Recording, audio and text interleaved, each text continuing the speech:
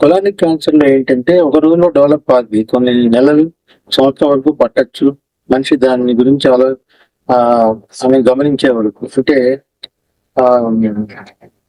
Constipation అంటే సరిగా regular గా బౌల్ హ్యాబిట్ ఉన్న వ్యక్తిలో మార్పు రావడం, change in the bowl habit అంటారు.